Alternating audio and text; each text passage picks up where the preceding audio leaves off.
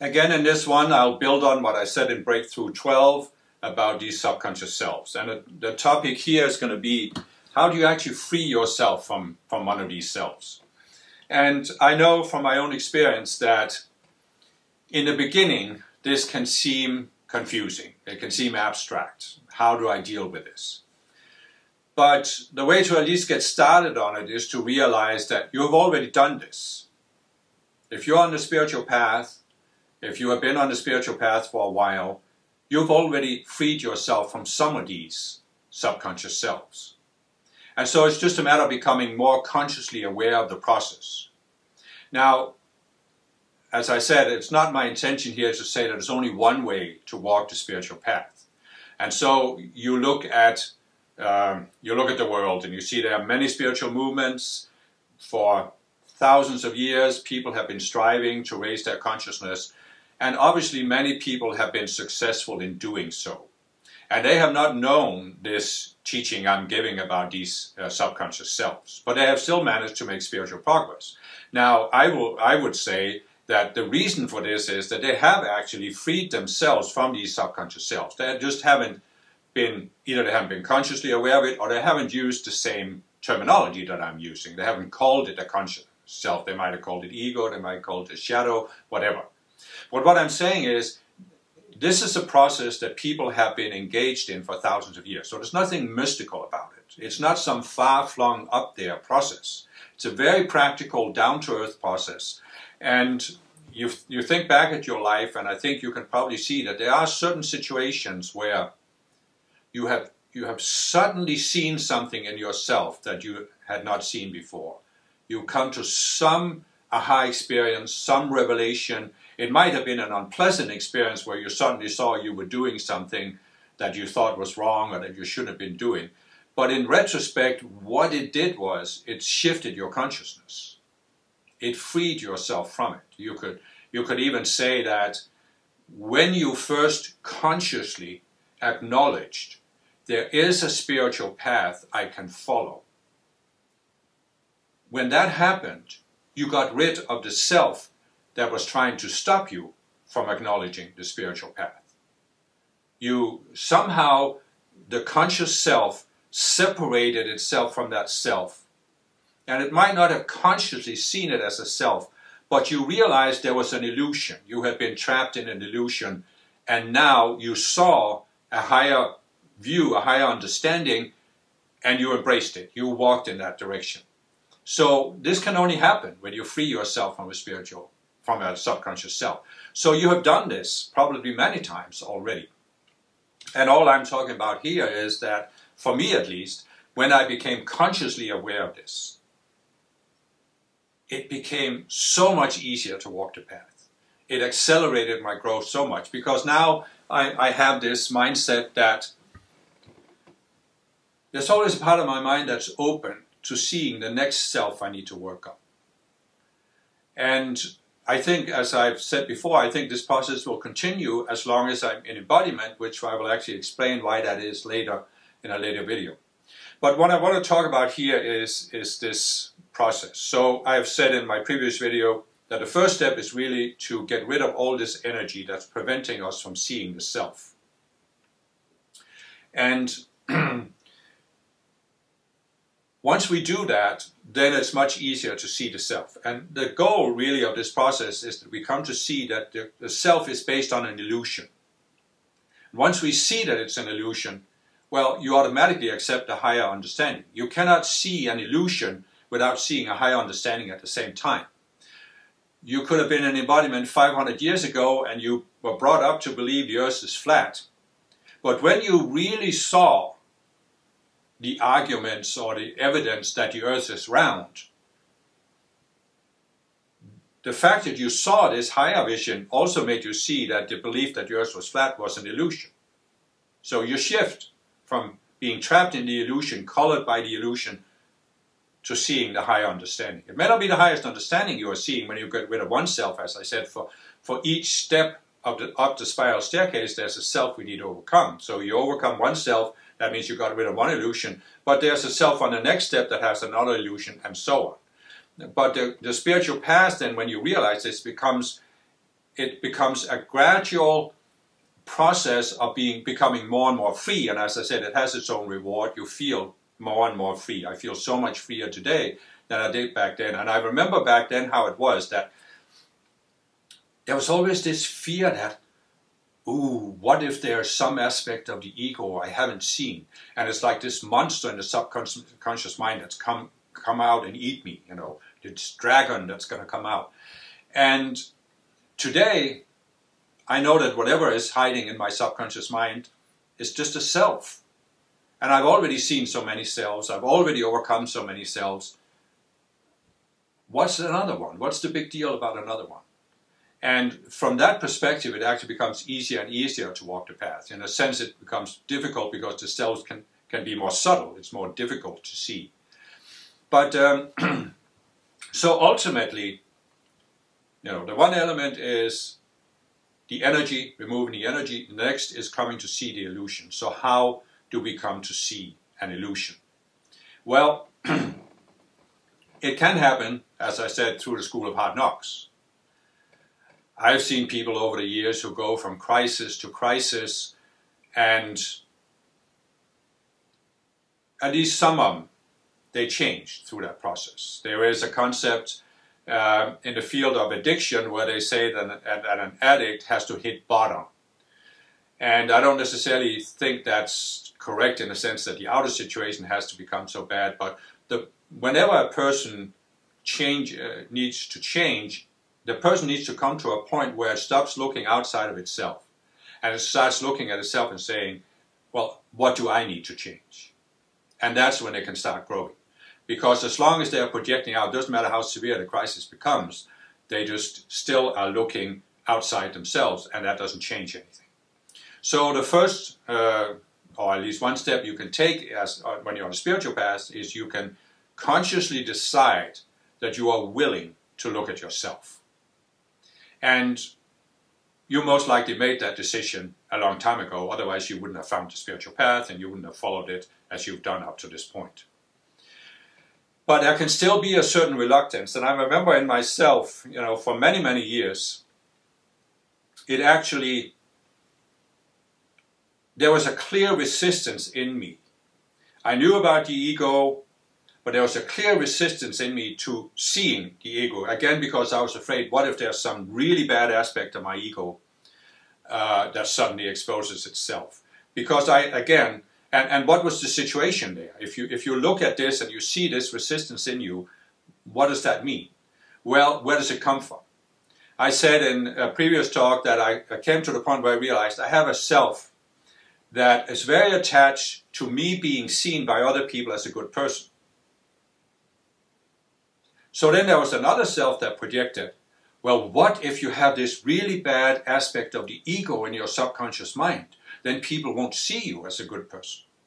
And this is what you often see, that there's more than one self. There can be two or even more selves that are sort of forming this conglomerate, and they're working together and they're projecting this at you. So I had one self that wanted to be seen as a good person, one self that didn't want to expose something in my own mind that could prevent me from being seen as a good person.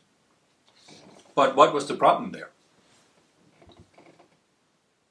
The problem was that these selves were projecting that as long as people didn't see what was hidden in my subconscious mind, they would see me as a good person. So in other words, the selves were projecting that it's my image that matters. It's how other people see me that matters. But what really matters? What matters is that I am a good person, not how other people see me, but that I know I'm a good person. And how do I become a good person? By overcoming these aspects of the ego, these separate selves. And if I don't look at them, how am I going to overcome them? So you see, the selves create this artificial mindset, this whole artificial thing.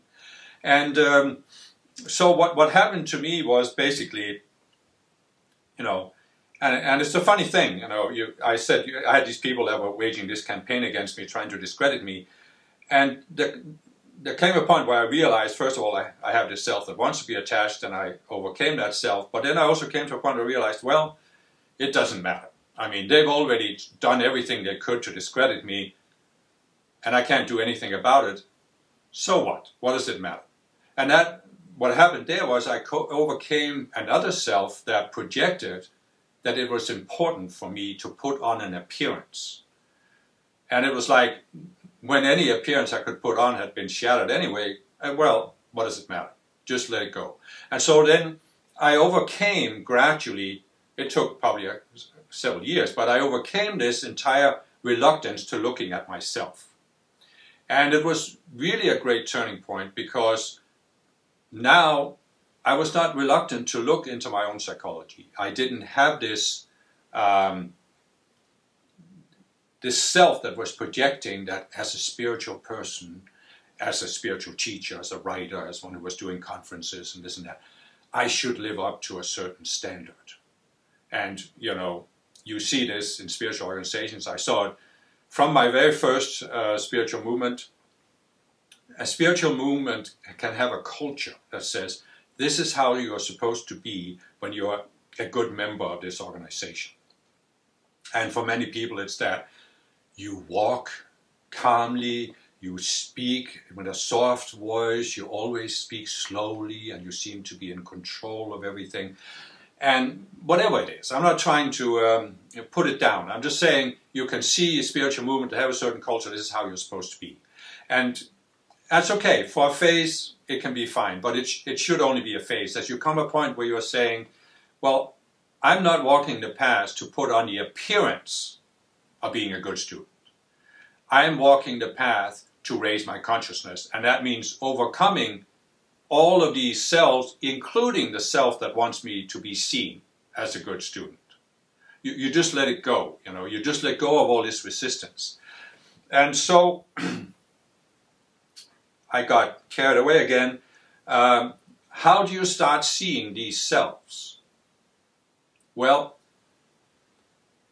if you are willing to consciously see something, the first thing you can do is you can look at yourself. How do you react to certain situations? Can you see that there are certain situations where you always react the same way? So again, my example of you're bullied.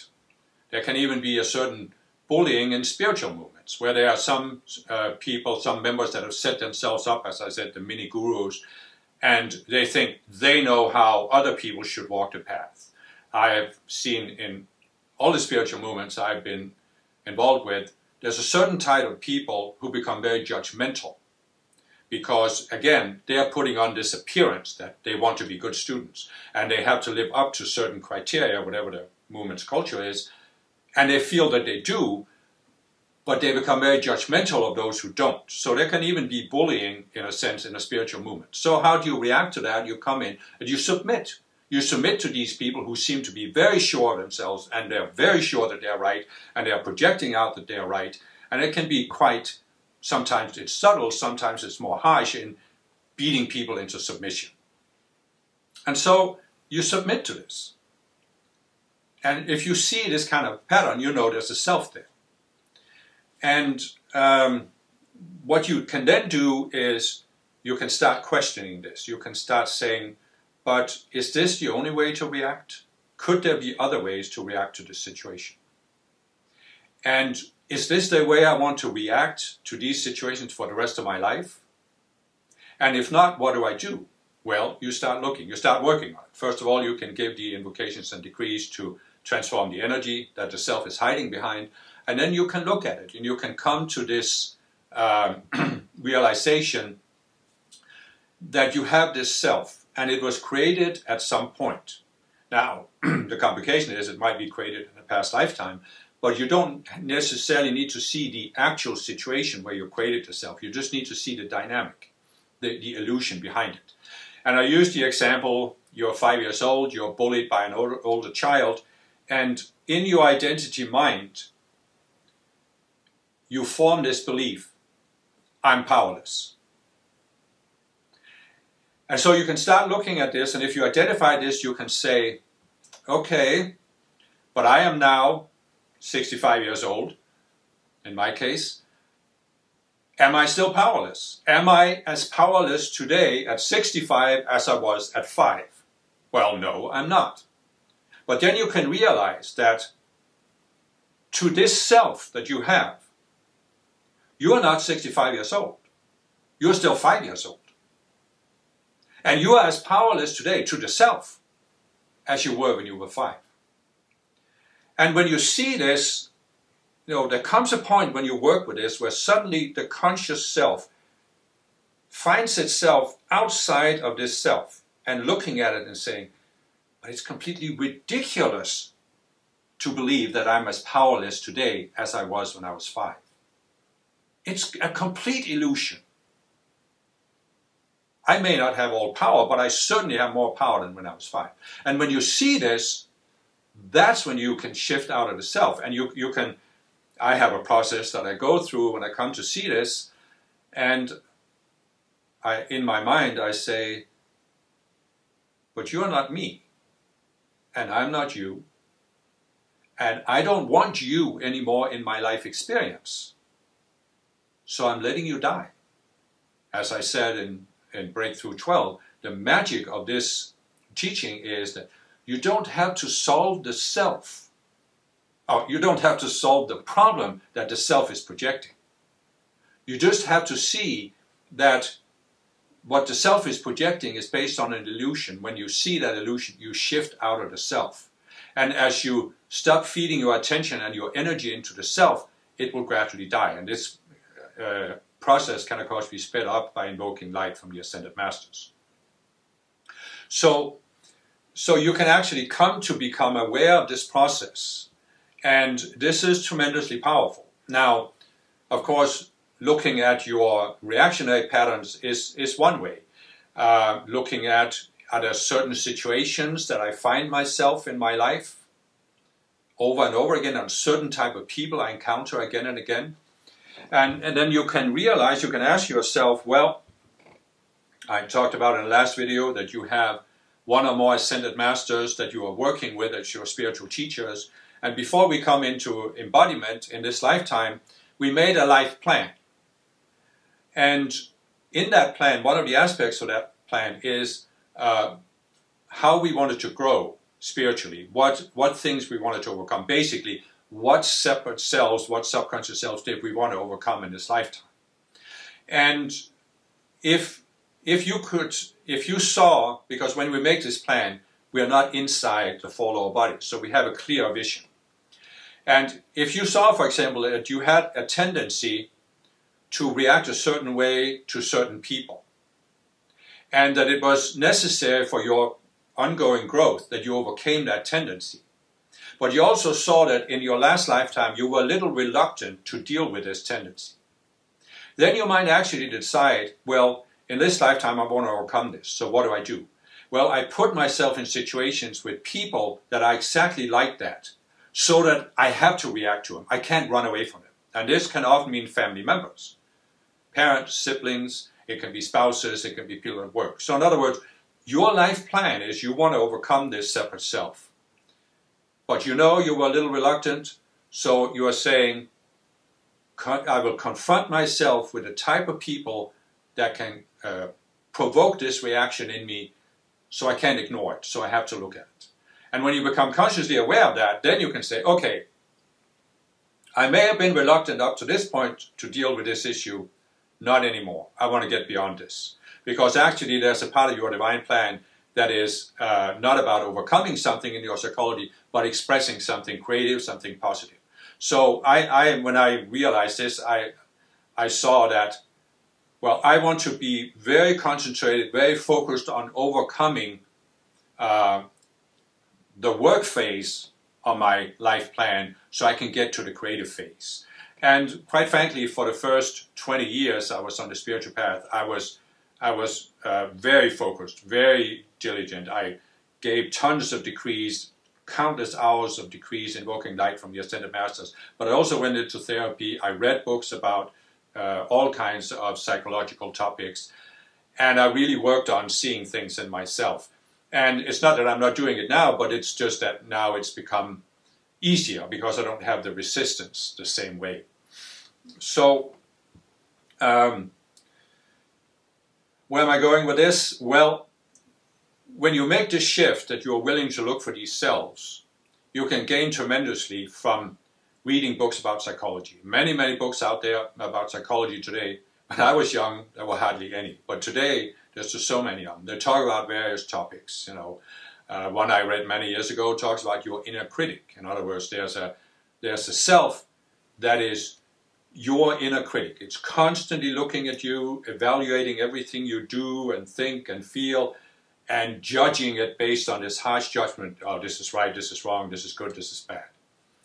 And it's a self, you know. There are other selves that work with this, but you can come to a point where you see that. I came to a point where I saw this, and it took me a while because there were, as I said, there were actually separate selves, several selves that are into this judgment. But you can start working on it. If you read a book about a particular separate self, then you can say, okay, let me give the decreasing invocations on this to get the energies done, and then I'm studying the book and seeing this. Another way to become aware of the selves is, of course, spiritual teachings. You can read many, many spiritual teachings today that talk about the transformation of consciousness, and it's just a matter of finding what appeals to you. I have been working with the Ascended Masters for 20 years, since 2002, to bring forth a large amount of spiritual teachings that can be found on the several websites I've done. And there are many of these teachings, some of them are in the books I published, that talk about overcoming these separate selves. And they even give you tools for coming to see them when you're working with an Ascended Master, so they can help you see this. So I guess the most important realization you can come to is, as I said in the last talk, the selves can form this closed circle. Your mind becomes a closed system. It's a self-validating illusion, and it's very difficult for the conscious you to free yourself from it. And basically you can say, once you are trapped in an illusion, how do you become free of it? Well, the first thing you have to experience is that there's something outside the illusion. The illusion is not reality. It's not all there is. There's something outside. And this is precisely what the Ascended Masters and your higher self are seeking to give you. A frame of reference, that there's something outside of your present state of mind. And essentially, you can say that this goes back to what I've talked about before, that the conscious self, it has the ability to step outside of your present state of mind. Basically, any subconscious self you have, the conscious self can step outside of it. And this does two things. First of all, it makes you realize there's more to reality. There's a different way to look at life than what you see from inside the self. But also, you can come to see the self from the outside. See, the reason why it's difficult to overcome a self is that when you are inside of it, you are seeing the world and you're seeing yourself through the self. It's, again, my example of putting on colored glasses. So you think, I used the example earlier, that if you took a baby and put yellow contact lenses on its eyes, it will grow up thinking the sky was green. And that's the effect of these cells. We look at life from inside the cells, and they color our vision, and we think this is reality. We think what we are seeing. If you were wearing yellow contact lenses, you would be convinced the sky is green because you are seeing it. So when you're inside a self, you are seeing the world a certain way. You're seeing, I'm powerless. I can't deal with bullies. I can't have to run away from them. And you think this is reality, and this is the only way to look at the situation. But when the conscious self steps outside of that self, you can see, oh, there is actually a different way. There's a different perspective. There's a whole different frame of reference. And you can gain some of that by looking at other people saying, does everybody in the world react to bullies the way I do? Well, if they don't, that means there is more than one way to react, and perhaps I could find another way to react. So what I'm saying is that the real key to freeing yourself from a particular self is that the conscious self steps outside of it. And this is, you know, it's a difficult thing to explain with words, I think, because I have met people that couldn't get this. They couldn't get the idea of the separate selves, and they especially couldn't get the idea that the conscious self can step outside of its current state of mind. They couldn't get it. And, well, some people could understand it intellectually. And I think, as far as I understand it, the difference is that if you have already in your life experienced that your conscious self stepped outside of your current state of mind, then you grasp the process. You know you've done it, you know you can do it more consciously. But if you have never experienced that the conscious self has been outside, this is what you call an intuitive experience or mystical experience. There are many different kinds of mystical experiences. But the essence of any kind of mystical experience is the conscious self steps outside of your normal state of consciousness. And it's experiencing that there is a reality outside your own mind. There's an alternative to the way you are looking at life when you are inside your own mind. That's the essence of the process. And if you have already experienced that, then you will understand what I'm talking about. But I have met some people, they couldn't grasp it, and the only way I can really understand it is they must never have had that experience, that the conscious self stepped outside. And I had this spontaneously since I was a child. And I met many people on the spiritual path who also had this. And perhaps you haven't been consciously aware of it, but if you think back, perhaps you will see that you actually had certain experiences where you looked at things from a different perspective. Maybe you felt connected to something greater than yourself, because the conscious self realizes that it's connected to the spiritual self. Maybe you had an experience with spiritual beings. Maybe you just had this sense of déjà vu, like, I've experienced this situation before. Or maybe you had the sense that you were outside a situation, you were just witnessing. You were not, as you normally do, evaluating, analyzing, judging the situation. You were just witnessing this happen. Some people have had it in dramatic situations or in accidents or whatever. It's like you are watching the situation from the outside. It's almost like you are looking in. You're watching a movie. And there are many of these. Sometimes they're called out-of-body experiences, but I think the milder form is this, where you just shift your perspective. You see a different perspective. And so basically we can say that the key to overcoming any self is that while you're inside the self, the conscious self is identified with the self. And it's only when you step outside of the self that you can see, no, I am more than a self. And then you can let it go. If you're identified with the self, you can't let it go. You think it's part of who you are, it's part of your personality.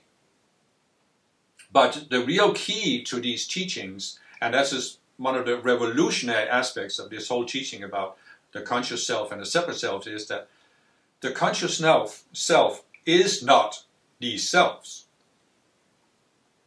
And this is something I'll talk more about in the coming video. I'll talk more about what is the soul actually. What is it that is being saved or ascending to heaven? Because it's not what many people think it is. But that's a bigger topic. I'll leave that for another day.